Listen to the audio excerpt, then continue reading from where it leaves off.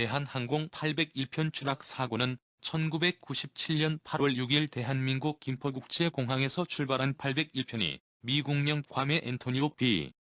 원팻 국제공항에서 착륙 도중 추락하여 승객 237명과 승무원 17명을 합쳐 총 254명 중 228명이 사망한 사고이다.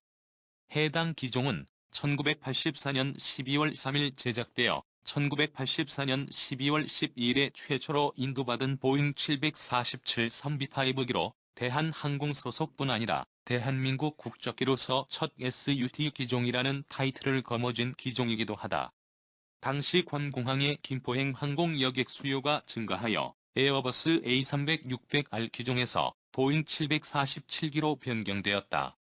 B747 3B5 기종의 KE801편은 김포국제공항에서 8시 22분 괌 시각으로 9시 22분에 목적지를 향해 출발했다. 착륙 30여 분 전 801편은 괌에 접어들었는데 괌 앤토니오 B. 원팻 국제공항에는 심한 폭우가 내리고 있었으며 이와 동시에 관제소로부터 활공각 지시기 글라이드 슬롭은 고장으로 인해 수리 중이라 사용이 불가능하다는 통보를 받게 된다. 802편은 악천 후 속에서 착륙 준비 절차가 순조롭게 진행되는 듯했으나 충돌 6분 57초 전 갑자기 비행기의 활공각 지시기에 신호가 잡혀 박용철 기장과 송경호 부기장은 혼란에 빠진다. 그 때문인지 고도 확인 절차를 생략함과 동시에 규정 고도를 무시하였다. 사고 이후 그 신호는 지상의 다른 장비에서 송출된 것으로 밝혀졌다. 801편은 계속 내려가면 활주로가 보일 것이라 판단, 순식간에 하강했고 날씨가 좋지 않아 고도를 내려도 활주로가 보이지 않는 것이라고 생각했다. 802편은 1440핏에서 하강 이후부터는 계단 모양이 나타나지 않고 일직선으로 하강하였다. 충돌하기 12초 전에 대지 접근 경보장치 GPWS에서는 경보가 여러 번 울렸고 부기장도 접근 실패를 외쳤지만 기장은 이를 무시했다. 충돌 2.3초 전에 가서야 기장은 과라운드 복행이라고 말하며 복행 선언을 한다. 하지만 관성의 법칙상 몇백 톤의 보잉 747기가 한 번에 급상승할 수는 없기에 801편은 기수가 8도 정도 들린 채 메인 랜딩 기어가 송유관을 챈 뒤 뒷바퀴부터 니미츠 힐로 추락하게 되었고, 종합적인 원인은 시차로 인한 기장의 피로, 활공각 지시기의 고장과 잘못된 신호로 인한 조종사들의 혼란이 복합적으로 작용했다고 볼 수 있다. 활공각 지시기는 비행기의 착륙을 유도하는 장치 중의 하나이다. 이 신호의 주파수를 받는 비행기는 라디오나 전자제품에서 생기는 간섭에 활공각 지시기가 반응할 수 있다. 이 때문에 801편의 수신기에 허위 신호가 나타나 오작동했다는 것이 확실시되었다. 또한 사고 조사 중 미들마커 활주로에서 일정 거리에 설치된 전파 발신 장치가 작동되지 않음을 발견했다. 조종사들이 사이드 스텝을 할 때 3개의 마커를 기준으로 하강하는데 그 중간에 있는 미들마커가 작동하지 않았다. 이 때문에 801편이 계단식으로 하강하지 않고 계속적으로 하강한 것으로 볼 수도 있으나 하강 시점은 마커뿐만이 아니라 VRDME로 하강 시점을 결정할 수 있으므로 사고의 원인에서는 빠져있다. 항공기가 추락한 지점은 니미츠 VRDME가 위치한 지점으로 항공기는 이곳을 향해 하강했다고 볼 수 있다. 대부분의 공항에서 VRDME의 위치와 활주로 위치는 대체적으로 일치하지만 니미츠의 활주로는 니미츠 VRDME로부터 3항공마일 약 5.4km 떨어져 있었다. 이러한 점에서 조종사들이 VRDME가 있는 위치에 활주로가 있을 것이라 생각하고 하강하다가 추락한 것이라는 견해가 있으나 착륙 전 브리핑을 하는 시점에서 조종사들은 니미츠 VRDME가 활주로로부터 3항공마일 떨어져 있다는 사실을 알고 있었음을 입증하는 음성 녹음 기록이 있다. 2000년 8월 26일 대한항공은 비행기 편명을 KE801편에서 KE805편으로 바꾸었다. 2019년 현재 KE805편은 서울, 인천, 텐진 노선이 사용하고 있으며 괌 노선은 현재 KE211 저녁 출발, KE213 오전 출발 편으로 운항된다. 조사 보고서는 미국 연방항공국 FAA에게도 책임을 물었다. FAA 규정에 의해 미국의 모든 공항은 여객기 최저고도 경보기 MSAW를 공항을 중심으로 발산하는 장치로 통일되어 있으나 괌은 공항 중심이 아닌 공항 바깥 부분 해상 약 80km 부분에서만 신호를 보내는 다른 방식이었다. 당시 임시 투입된 기장이 괌의 방식에 적응하지 못한 것도 사고의 원인으로 보고 K1801편 추락 이후 괌국제공항은 신호장치 규격을 미국의 다른 곳처럼 FAA 규격과 부합하는 것으로 통일시켰다. 주날개의 연료 탱크와 460일의 면세주에 불이 붙어 8시간이나 타올랐고 추락 후 많은 승객들의 생명을 앗아갔다. 불행하게도 유명인의 사망자 중에 저의 큰엄마 조카 신계하 의원 13에서 15 국회의원이 포함되었다. 신계하 1941년 4월 27일에서 1997년 8월 6일은 대한민국의 법조인, 정치인으로 제12, 13, 14, 15대 새정치국민회의 국회의원 광주 동구를 지냈다. 신계하는 1997년 8월 5일부터 8월 11일까지 6박 7일 일정으로 괌에서 지구당 당직자 해외 연수를 갖기 위해서 자신의 아내인 김정숙, 24명의 당원들과 함께 서울에서 괌으로 가는 대한항공 801편에 탑승했다. 그러나 8월 6일에 항공기가 엔토니오 B. 원팻 국제공항에서 착륙에 실패하여 추락하면서 사망하였다.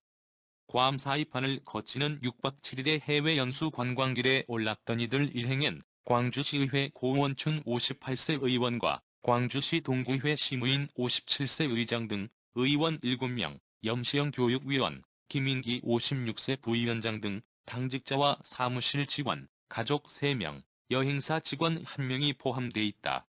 이들 중 신계하 의원의 비서관 정태식 44세 씨와 동구회 신현 40세 의원, 당원인 정영학 41세, 사업, 유정래 38세 시부부 등 4명만 생존했다는 소식이 전해져 주위 사람들을 안타깝게 했다. 특히 신계하 의원은 저의 큰어머니의 조카로서 그 당시 새정치국민회의에서 뛰어나고 차기 대통령으로도 이름이 오르내렸는데 영상을 준비하면서 마음이 더욱 아파오네요.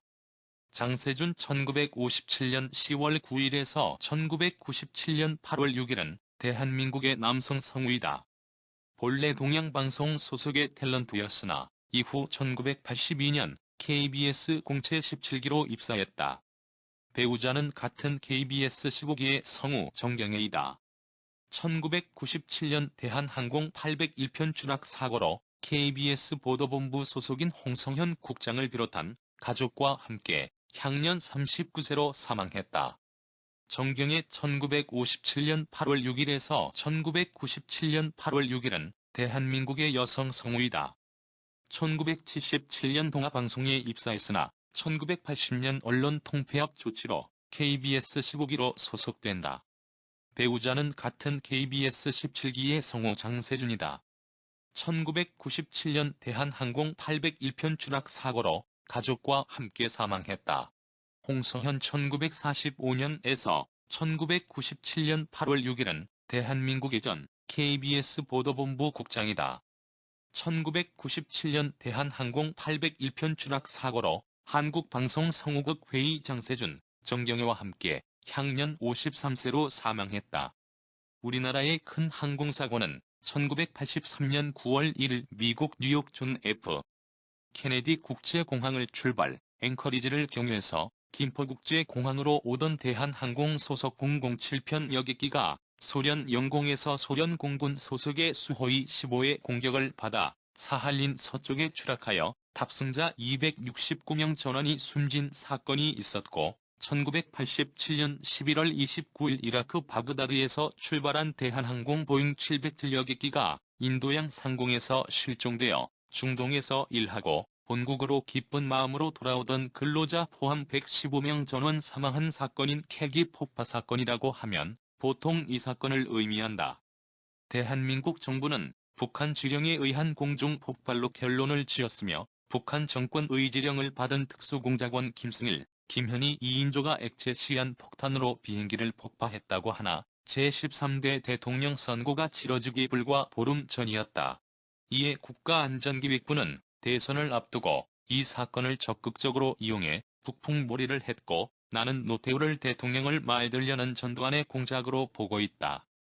선거 하루 전인 12월 15일 오후 공작범 김현희를 김포공항으로 압송하고 이를 언론에 대대적으로 중계하는 등의 안보 선전을 했으며 이는 김영삼, 김대중의 단일화 무산과 함께 야권의 대선 패인 중 하나로 작용했고 공작은 성공하여 노태우가 대통령이 되었다. 그들은 적극적으로 구조 활동이나 수색을 하지 않았고 희생자 가족에게 왜곡하고 자기들이 꾸민 공작이어서 세월호와 같은 조치를 했다. 2019년에 들어 대구 MBC의 수중 탐사에서 858편으로 추정되는 동체가 확인되었다. 이종인 탐사단장과 취재진들은 이것이 858편의 동체라고 확신하고 있고 문재인 정부에서 인양하기로 했는데 코로나 때문에 어떻게 되는지 알 수가 없네요. 이재명 후보가 대통령이 되어 빨리 인양을 하고 원인 분석과 공작을 한 김계춘을 비롯하여 김현희 등을 지옥으로 보내야 한다. 전두환과 노태우는 벌써 지옥으로 갔다. 1993년 7월 26일 아시아나 B737 500기가 서울을 출발하여 목포공항에 착륙하려다가 전라남도 해남군 화원면 마산리의 어느 야산에 추락하여 탑승자 110명 중 68명이 사망하고 42명이 생존한 사고가 있었고 2013년 7월 6일 아시아나항공 소속 보잉 777-282어 항공기가 대한민국 인천국제공항을 출발하여 미국 샌프란시스코 국제공항에 착륙하는 도중 28L 활주로 RWI-28L 앞에 방파제 부분에 언더캐리지 랜딩 기어가 부딪혀서 발생한 사고이다.